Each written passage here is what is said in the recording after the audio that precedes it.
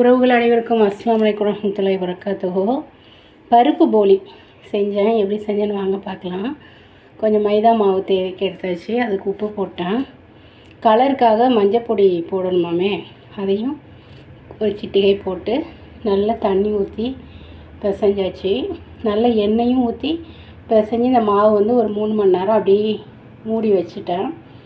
திரும்ப இந்த உள்ள ஸ்டஃபிங்க்கு என்னெல்லாம் ரெடி பண்ணேங்கிறத பார்க்கலாம். தேவைக்கு வந்து கடலைப்பருப்பு நல்லா 1 மணி நேரம் ஊற வச்சு 2 விசிலில் வேக வச்சு நல்லா தண்ணியை இருத்துட்டு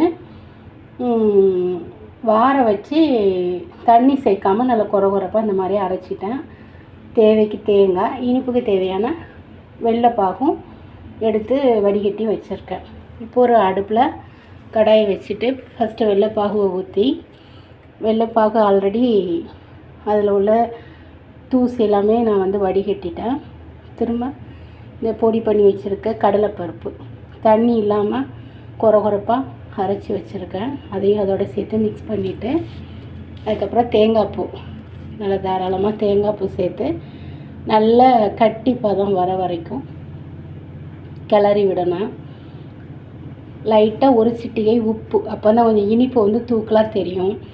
ஏலக்காய் வந்து நாங்கள் சேர்க்கலை, ஏன்னா எங்களுக்கு ஏலக்காய் ஃப்ளேவர் வந்து அவ்வளோவா பிடிக்காது. அதனால் ஏலக்காய் வந்து சேர்க்கலை. அதுக்கப்புறம் போலிக்கு எப்படி ஸ்டஃப்பிங் பண்ணுவாங்களோ அந்த மாதிரி வச்சு இன்றைக்கி தான் நான் வந்து ஃபஸ்ட் டைமாக ட்ரை பண்ணேன். நல்லா இருந்தது நிஜமாகவே. ஆனால் எல்லாருமே ஒன்று தான் சாப்பிட முடிஞ்சுது. இனிப்பு இல்லை, அதுக்கு மேலே அது சாப்பிட முடியல. இருந்தாலும் நல்லா டேஸ்டியாட்டு நல்லா கல்லில் வந்து நல்லா சுட்டு எடுத்தாச்சு. வெளியில் கொண்டு வருவாங்க, எங்கள் ஊர் சைட்லலாம் தெருவில் ஈவினிங் 5 மணிக்கெலாம் கொண்டு வருவாங்க. இது நாள் வரைக்கும் வாங்கி சாப்பிட்டதே இல்லை. சரி, இன்றைக்கி ட்ரை பண்ணி பார்ப்போமே, வீட்டில் செஞ்சு சாப்பிட்றது எப்படி இருக்குன்னு பார்ப்போமேன்னு சொல்லிவிட்டு செஞ்சு பார்த்தேன். நிஜமாகவே போலி வந்து அடிப்பொலி, சூப்பர். இன்ஷா அல்லாஹ் நீங்களும் ட்ரை பண்ணி பாருங்கள். வீடியோ பிடிச்சிருந்தா ஒரு லைக் பண்ணுங்கள்.